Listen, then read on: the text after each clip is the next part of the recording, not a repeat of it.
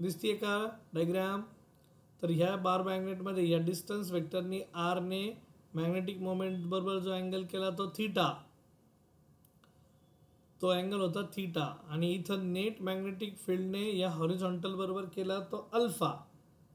मग तुम्ही हा जर अल्फा अँगल काढायचा म्हटला तर tan alpha is equals to असं लिहितात. तर ही जी मॅग्नेटिक फील्ड असते, मी वाटलंच इथं डायग्राममध्येच दाखवतो, हे बघा ह्या पॉईंटला. तर ही जी मॅग्नेटिक फील्ड असते हे असते बी ॲक्सिस आणि ही असते बी इक्वेटर. सो मग हा टॅन अल्फा कसं लिहितात? टॅन अल्फा लिहिताना tan alpha is equals to लिखा जाता है B equator upon B axis आणि that is equal to half of tan theta असंही लिहितात. ठीक आहे. सो हा एक तुमच्यासाठी शॉर्टकट फॉर्म्युला आहे. आता त्याच्यासाठी डेरिवेशन असतं, पण डेरिवेशन काय आपल्याला करायचं नाही किंवा ते विचारलं जात नाही. पण MCQ मध्ये तुम्हाला हा टॅन अल्फा म्हणजे हा जर काढायचा असेल तर तुम्ही याला टॅन थीटाच्या टर्म्समध्ये लिहू शकता. सो आपण मागे येऊ, मग तुम्हाला अँगल कळून येईल. तर आज आहे 7 नोव्हेंबर. तर आजचं पार्ट स्टार्ट करूया. 7 November 25 and this is physics. Okay. So मग तो जो अँगल आहे म्हणजे वरचा जो अँगल आहे अल्फा, तर त्याच्यासाठी एक महत्त्वाची नोट. मग तर tan alpha is equals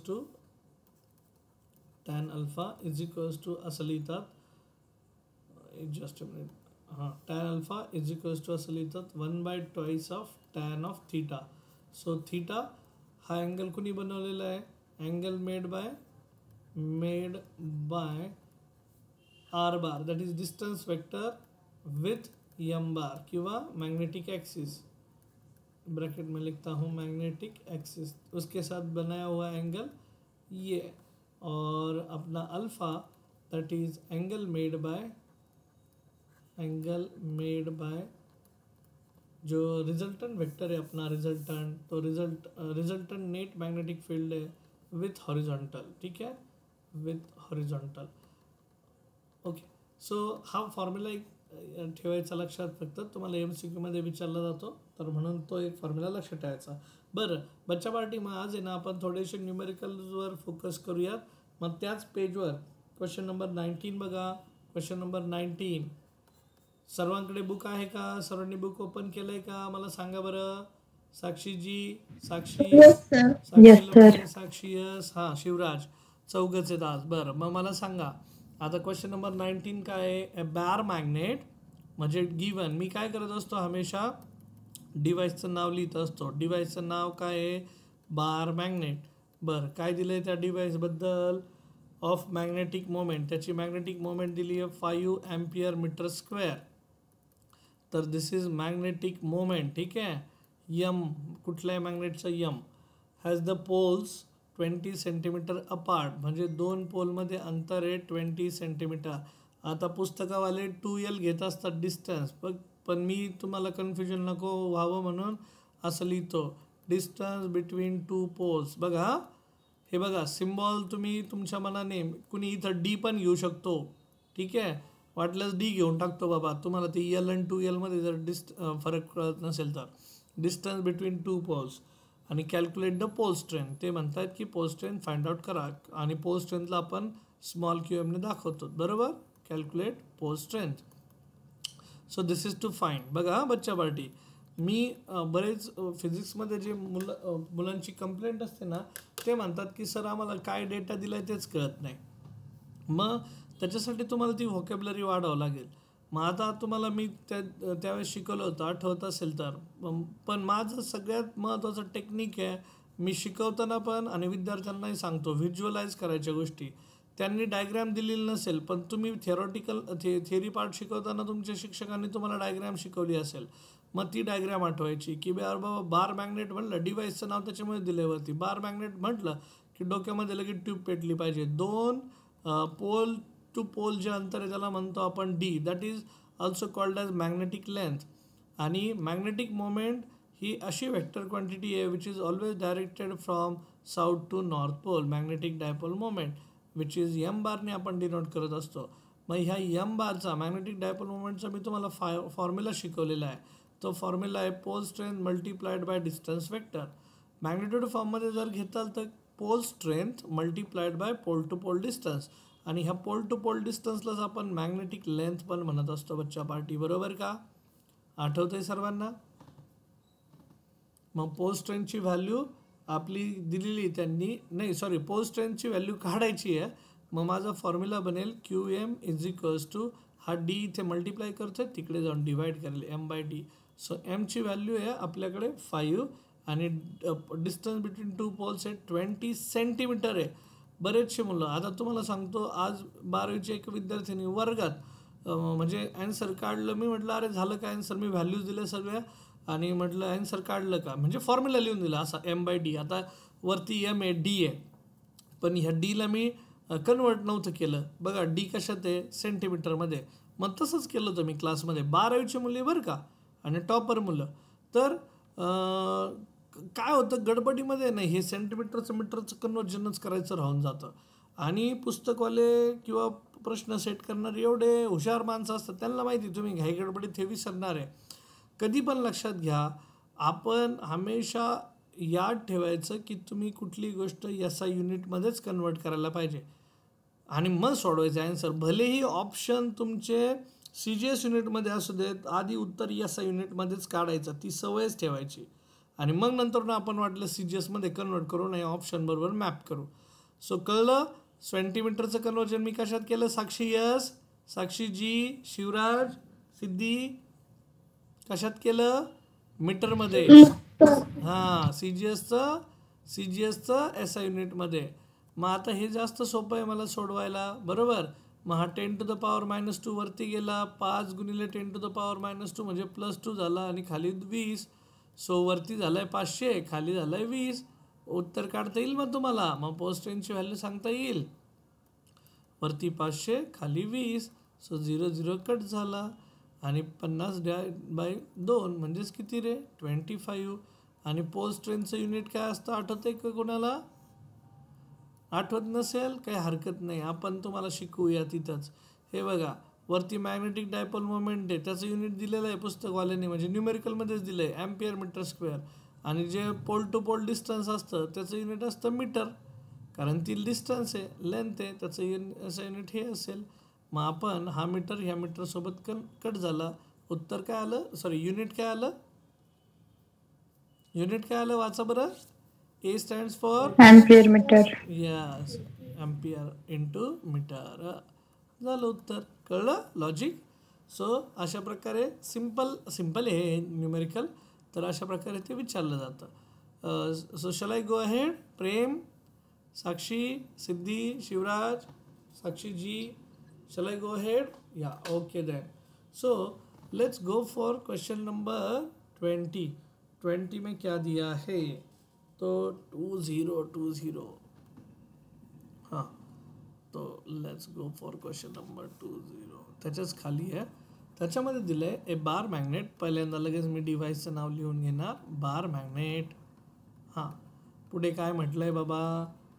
having magnetic moment, एमची value दिली आहे 3.6. जरी तुमच्याकडे पुस्तक नसेल, प्रेम पुस्तक घेऊन बसायचं बरं का. तू लेट जॉईन झाला आहे, बाकीच्यांनी सगळ्यांनी पुस्तक काढून बसले आपले main textbook. Magnetic moment 3.6 ampere metre square. Okay, unit लिखना भूल गया. एंड पोल स्ट्रेंथ का वैल्यू, क्यूएम का वैल्यू दिया है 10.8 ampere metre. Determine its magnetic length, ML find out करा. ML म्हणजे माझ्यासाठी D आहे, आणि D म्हणजेच काय रे? Distance between two poles, pole to pole distance. हे बघा, आता इथून पुढे डीच वापरायचं, त्याला small D. Pole to pole distance. तुम्ही युनिट काय वापरताय मॅटर करत नाही, तुमचा कन्सेप्ट महत्त्वाचा असतो. आणि जॉमेट्रिक लेंथ पण फाइंड आउट करा, असं त्यांचं म्हणणं आहे. सो बच्चा पार्टी, मग मला सांगता काय आपण वापरू शकतो? तर वी हॅव, मी तुमच्यासमोर लिहून देतो फॉर्म्युला. तर मॅग्नेटिक मोमेंटचा फॉर्म्युला आपण असा लिहिलेला आहे, pole strength multiplied by pole to pole distance, that is D. त्याला आपण मॅग्नेटिक लेंथ पण म्हणतो. हे बघा, पोल टू पोल डिस्टन्सलाच ML म्हणतात, मॅग्नेटिक लेंथ. तर तीच काढायला विचारलं आहे आपल्याला. M दिला आहे, QM दिला आहे. करता येईल. मग मी इथं वाटल्यास लिहिताना असं लिहितो आता, M L magnetic length is equals to capital M upon pole strength. मग कॅपिटल एमची व्हॅल्यू माहिती आहे आता तुम्हाला, कॅपिटल एम इज 3.6 आणि pole strength is 10.8. Decimal point shift करून घ्या, वरती झाला 36, खाली झाला 108. 18च्या पाड्यामध्ये आहे का बघा, किंवा 36च्या पाडा तर येत नसेल तुम्हाला. 18 दुने 36 आणि 18 सक 108, 1/3. 1/3 म्हणजे 0.33.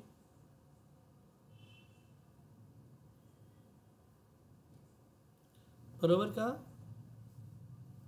हॅलो बच्चा पार्टी, मॅग्नेटिक लेंथ आहे. मॅग्नेटिक लेंथ म्हटल्यानंतर ती जी व्हॅल्यू येईल ती येईल 0.33 मीटर. मीटरमध्ये आली व्हॅल्यू माझी, कारण बाकीचे सगळे एस युनिटमध्ये.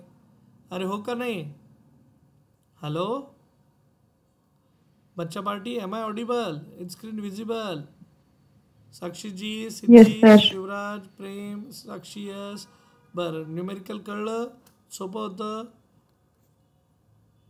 Hello yes sir. Yeah okay then. So magnetic length, मग समजून घ्या फॉर्म्युला. मॅग्नेटिक मोमेंट ही दिली जाते, फॉर्म्युला नाही हमेशा. मॅग्नेटिक डायपोल मोमेंट म्हटलं की त्याचा फॉर्म्युला हमेशा हा, pole strength multiplied by pole strength multiplied by D. D stands for magnetic length, किंवा दोन पोलमध्ये असणारं डिस्टन्स. ठीक है. सो मग जी एल काढायचा आता, तर वी हैव ए रिलेशन. क्या है अपने पास रिलेशन? याद है क्या?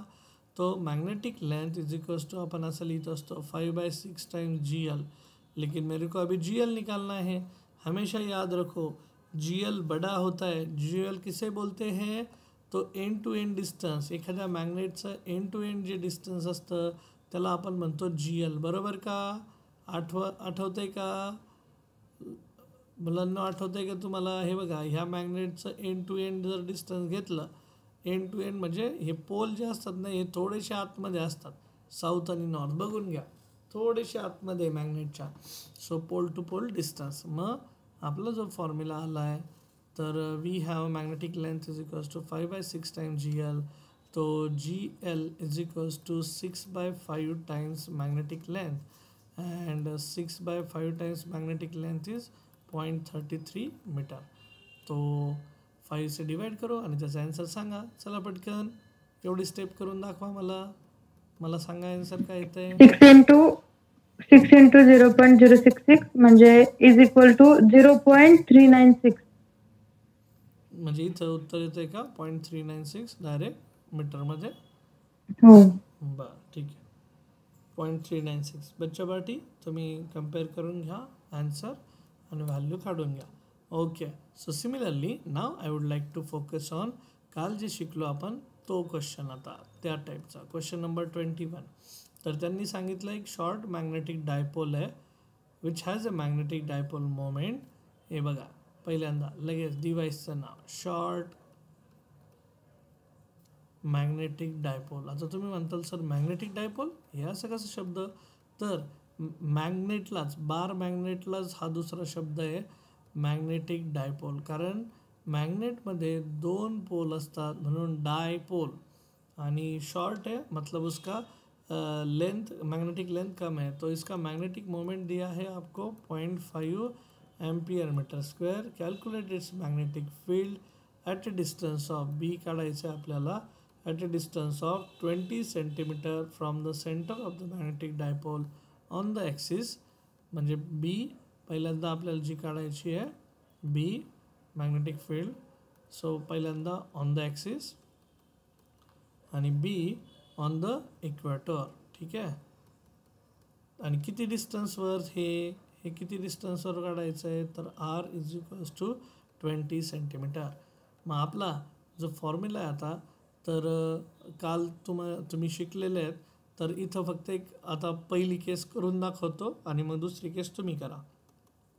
तर magnetic field on the axis जर काढायचं म्हटलं कुणामुळे? तर बार मॅग्नेटमुळे.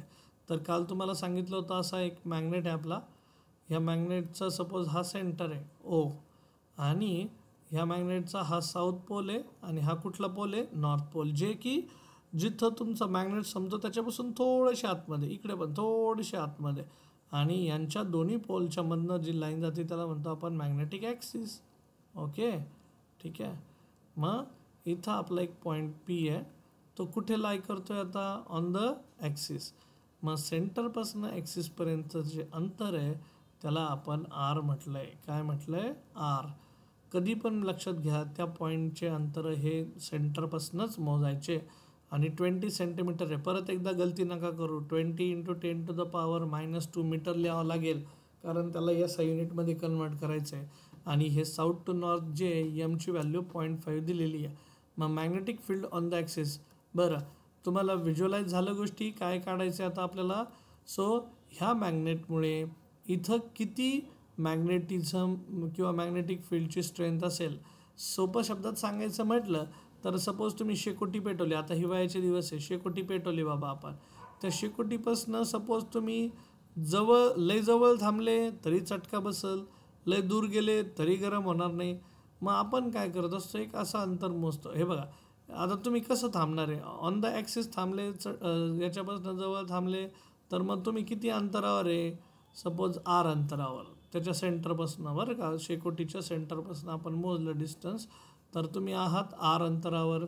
मग तुम्हाला ती हीट एनर्जी किती जाणवती? तसंच हा पॉईंट पी 20 सेंटीमीटर अंतरावर आहे, त्याच्यामध्ये त्याला ती मॅग्नेटिक फील्ड किती जाणवती आहे?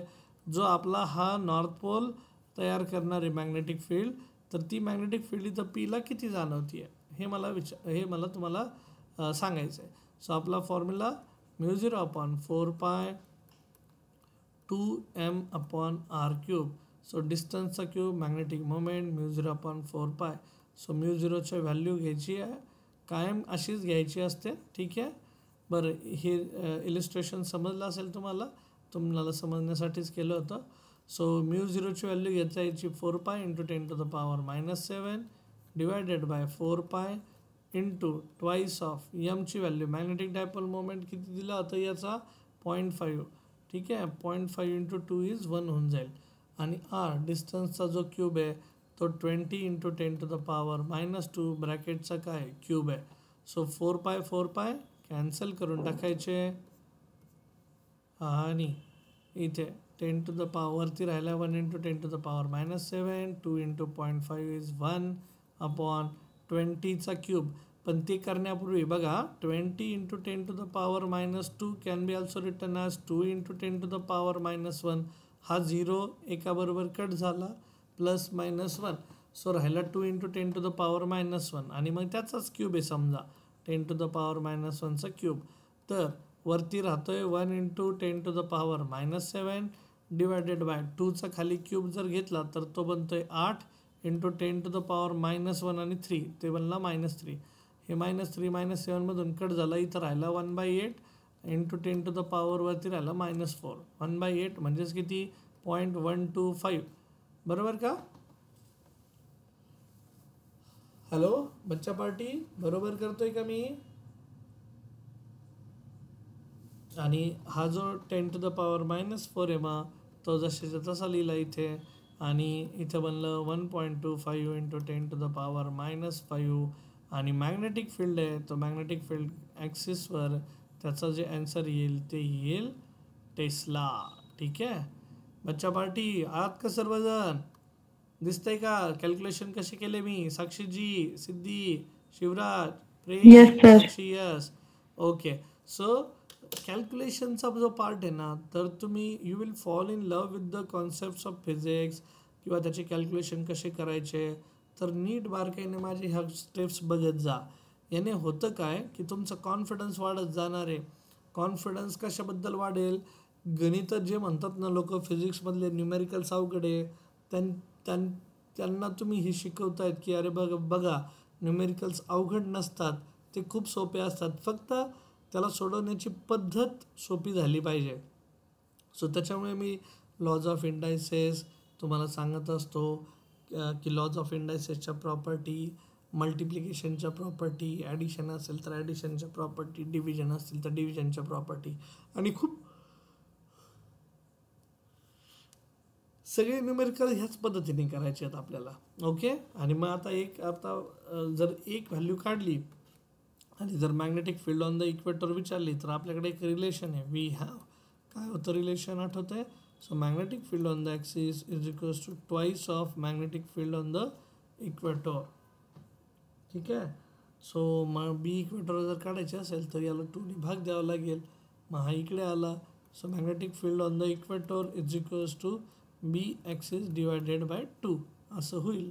आणि मग व्हॅल्यू किती येते तर 1.25ला इंटू 10⁻⁻5ला 2ने डिवाइड करायचं आहे. So that will be 0.625 into 10⁻⁻5 Tesla. तुम्ही म्हणता सर आम्हाला सोडवायला देणार होते आणि तुम्ही सोडवून टाकलं. हा मग तुम्ही व्हॅल्यू मोठी घेतली असती किंवा त्या व्हॅल्यूला म्हणजे तो ज्या स्टेप्स केल्या आपण मगाशी ना त्या स्टेप्सनुसार सोडवायला गेले असते. पण आपल्याकडे काहीतरी रिलेशन आहे ते वापरूयात आणि आन्सर काढूया. ठीक है, यहाँ तक चीज़ें क्लियर? फिर आइडिया समझ में आया? Yes sir. Okay then. मग आपण काही क्वेश्चन्स MCQ वाले करूयात. तर पेज नंबर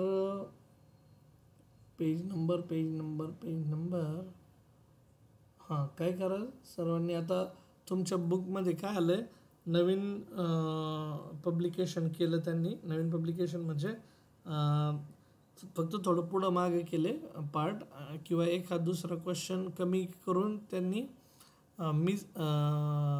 तो सेकंड जी रिवाइज्ड एडिशन त्यांना प्रिंट करायची होती त्याच्यात त्यांच्याकडनं ते राहून गेलेलं आहे. तर असे काही प्रश्न आहेत जे कदाचित बुकमध्ये नसतील पण माझ्याकडच्या बुकमध्ये आहेत. तर फक्त फोकस राहा की मी काय ते प्रश्न विचारतो आहे. मी समोरच लिहिणार आहे ऑब्वियसली, ती काय मनाने लिहिणार नाही. मग तुम्हाला आयडिया क्लिअर होईल. ठीक आहे. सो MCQ सेक्शनमध्ये ज्यांच्याकडे बुक आहे त्यांनी MCQ सेक्शन मेन टेक्स्टबुकमधलंच MCQ सेक्शन बरं का. मेन टेक्स्टबुकमधलं मेन टेक्स्टबुक त्याच्यामध्ये question number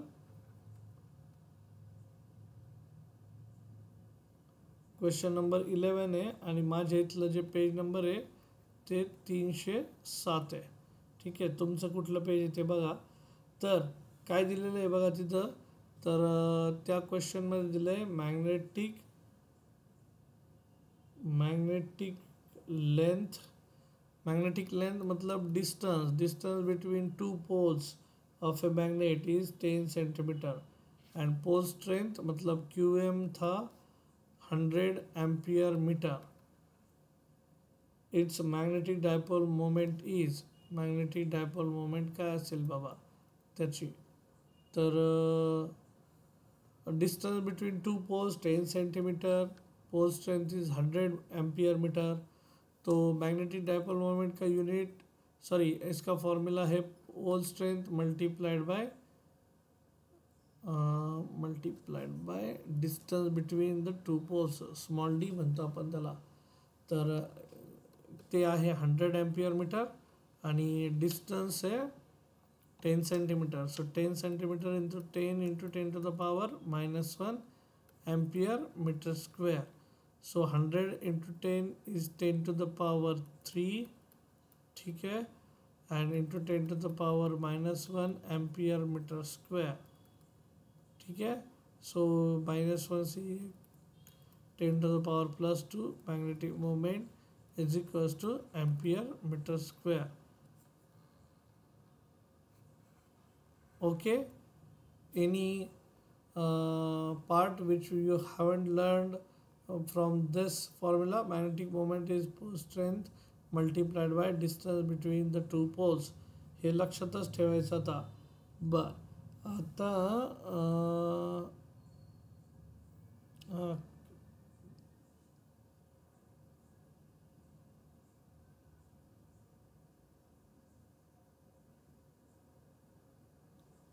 okay.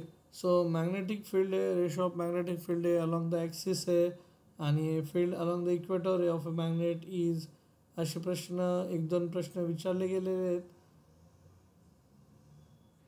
Okay magnetic length. So pole strength multiplied by distance between two poles हे मला सांगायचं होतं, त्यावरून सांगितलं आहे.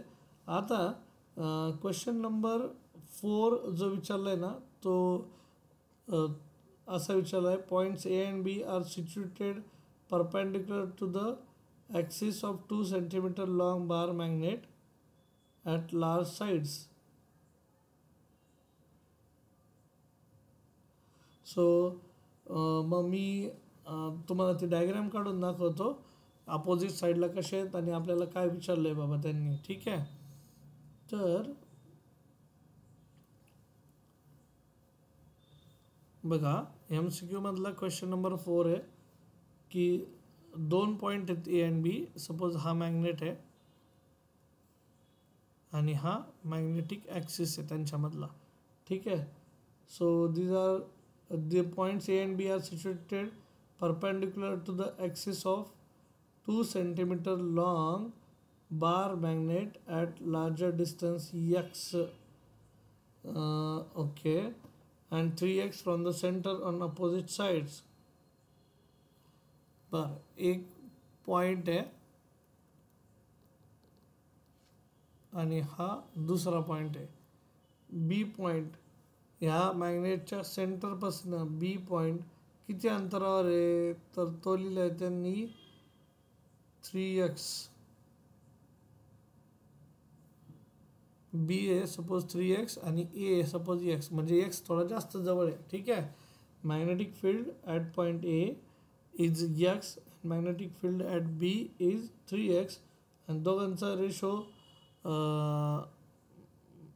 म्हणजे मॅग्नेटिक फील्ड वेक्टर क्वांटिटी असल्यामुळे दोघांचा रेशोची ॲडिशन होणार, स्क्वेअरची ॲडिशन होणार. बरं, आपण इथं आता लक्ष देऊयात x आणि 3x. सो सपोज हा सेंटर आहे, सेंटरपासून वरचा पॉईंट x अंतरावर आहे, सेंटरपासून खालचा पॉईंट बी पॉईंट कुठे आहे 3x अंतरावर आहे. सो अपोजिट साईडला कुठं लाय करतोय तो पॉईंट, तर तोही लाय करतोय ऑन द इक्वेटर.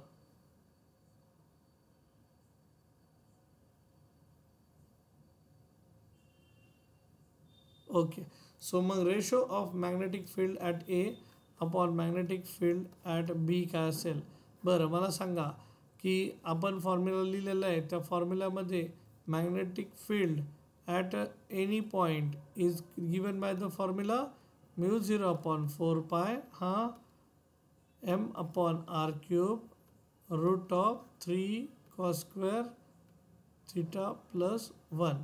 ठीक आहे, so magnetic field at A upon magnetic field at बी.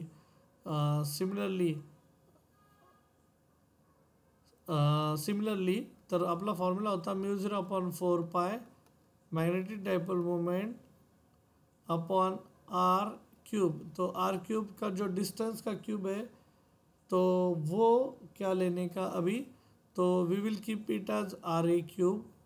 ठीक है, μ0 upon 4π into m upon R B का क्यूब. सो ख़त्म हो गया, ख़त्म हो गया, ख़त्म हो गया.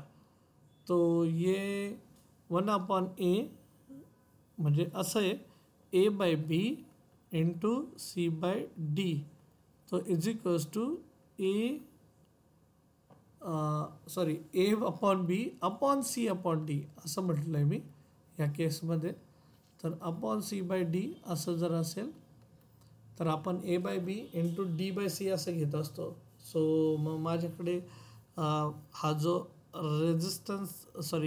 हा जो डिस्टन्सचा क्यूब आहे तेवढाच क्यूब राहतो आहे. So we can say that magnetic field at any point is equals to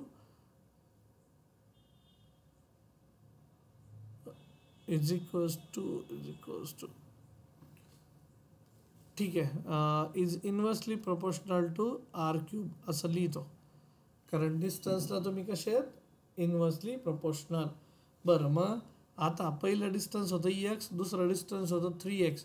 so मग काय करायचं, so b2 by b1 is equals to r1 by r2 ब्रॅकेटचा क्यूब, कारण b is inversely proportional to distance. मग r1 आणि r2 काय आहे बाबा, त्यांच्यातलं डिस्टन्स किती आहे तर म्हणजे 2 पॉईंटचं एकाचं डिस्टन्स सपोज एक्स आहे तर दुसऱ्याचं 3x आहे. मग फर्स्ट पॉईंटचं सपोज 3x होतं, सेकंड पॉईंटचं x होतं. त्यांनी काय घेतलं तेही बघा. ठीक आहे, b1 upon b2, x cancel हुआ, 3 का स्क्वायर कितना आया फिर 27:1. मग असा रेशो तो लिहिला जाईल 27:1. त्यानंतर आता एक छोटंसं उदाहरण घेतो, त्याच MCQ मधलं आहे. क्वेश्चन असा आहे, 2 आयसोलेटेड पोल्स आहेत जे की शक्य नाही आहे. 2 आयसोलेटेड म्हणजे सिंगल पोल एक्झिस्टच करत नाही.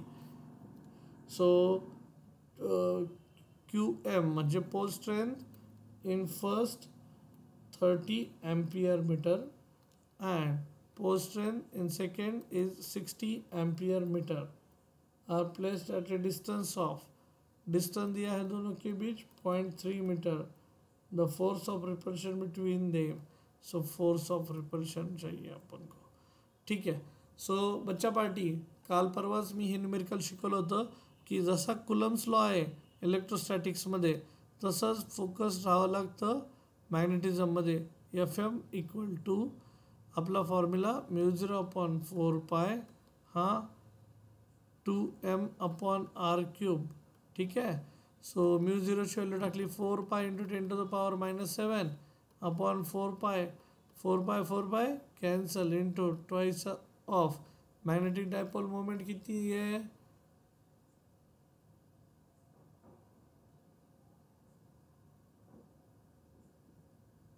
ओके. मॅग्नेटिक डायपोल मोमेंट नाही आहे. मॅग्नेटिक डायपोल मोमेंट नसेल तर मग pole strength multiplied by distance. Distance तो वैरी नहीं हो रहा है लेकिन पोल स्ट्रेंथ ऊपर दोनों के बीच वैरी हो रही है पोल स्ट्रेंथ. ठीक आहे. सो मग आपण हा 2m/r³ फॉर्म्युला वापरू शकू का, तर आन्सर आहे नाही. कारण कुलम्स लॉ जसा इलेक्ट्रोस्टॅटिक्समध्ये आहे तसाच तो कशामध्ये असेल, अरे कशामध्ये असेल कुलम्स लॉ, तर तो इलेक्ट्रोस्टॅटिक्समध्ये जसा होता तसा तो आता मॅग्नेटिझममध्ये पण आहे. So 4π cancel, QM1 QM2 60 × 30. ठीक आहे, 60 × 30.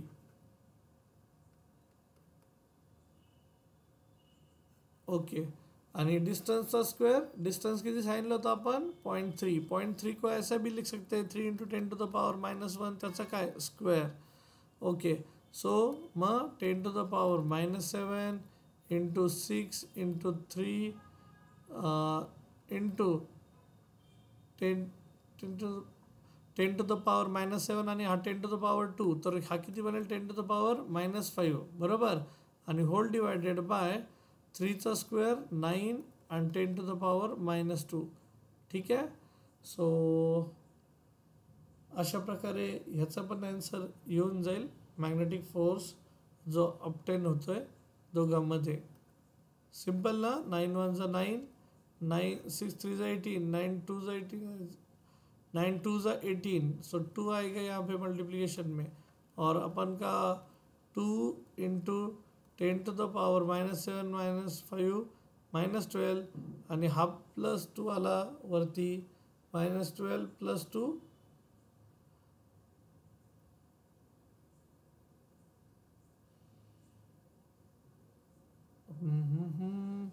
60. हां 10⁻⁻2 आणि मग कट झालं तर हे होते -3.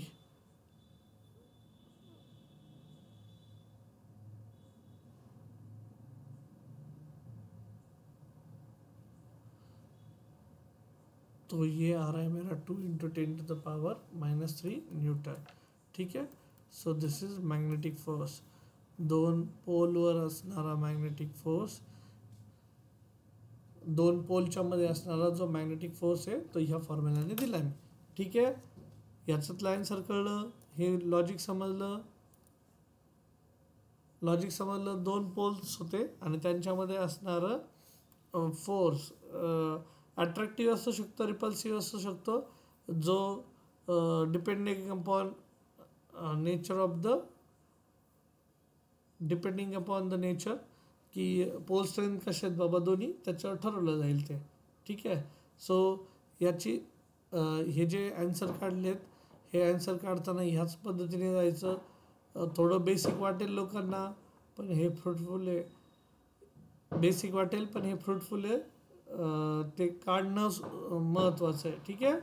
सो सिमिलरली मी पोल स्ट्रेंथचं एक न्यूमेरिकल देऊ का तुम्हाला, जेणेकरून तुमचे हँड्स ऑन होतील. हां, तर magnetic field B and the force F on a pole of strength M are related by. हां, तर रिलेशन बिटवीन, क्वेश्चन आहे relation between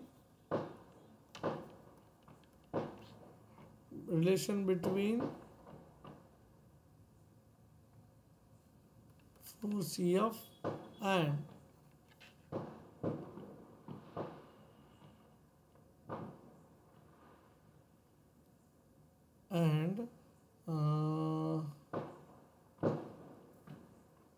magnetic field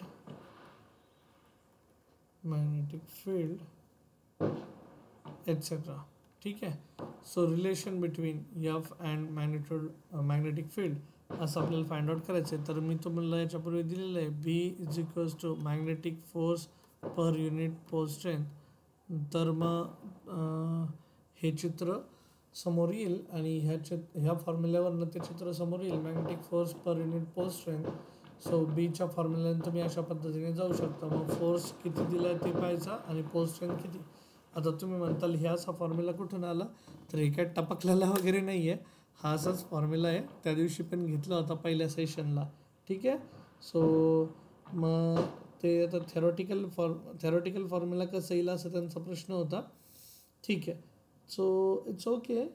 then आता काय करायचं, पेज नंबर 306वर सर्वांनी जायचं आणि 306वर कुठले कुठले गणितं सोडवायचे ते मी तुम्हाला सांगतो. सर्वांनी या बरं एक्सरसाइज सेशनमध्ये पेज नंबर 306वर. आणि काय लिहिलेलं आहे मला तिथं सांगा, किंवा ॲडिशनल न्यूमेरिकल्स फॉर प्रॅक्टिस जर सेपरेट असतील तर ते सांगा. ॲडिशनल न्यूमेरिकल फॉर प्रॅक्टिस असं असेल तर ते सेपरेट असतील तर सांगा म्हटलं.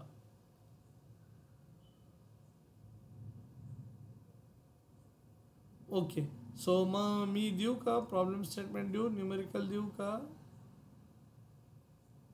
Okay then. ओके. सो मग हे बघा, क्वेश्चन नंबर 15, त्यानंतर 16, त्यानंतर 17 आणि त्यानंतर 18.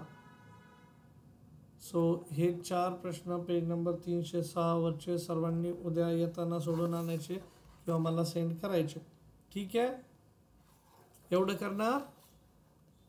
साक्षी, शिवराज, सिद्धी, प्रेम, साक्षी जी, साक्षी यस. Okay fine. ठीक आहे. मग एकदा व्हिडिओ बघा परत एकदा आणि कामाला लागा, किंवा नोट्स बघा आणि कामाला लागा. ठीक आहे. मग थांबूयात आजच्यासाठी आपण. मला थोडे वैयक्तिक आता जबाबदार इन द सेन्स काही खरेदीसाठी जायचं आहे बाहेर. ठीक आहे. आणि तसंही 8:30चा आपला वेळ होता, तर आपला वेळ होतो आहे. थांबूयात मग आजच्यासाठी. We will continue in tomorrow session. ठीक आहे. तेवढे क्वेश्चन सॉल्व करा फक्त आणि ॲन्सर्स मला पाठवा.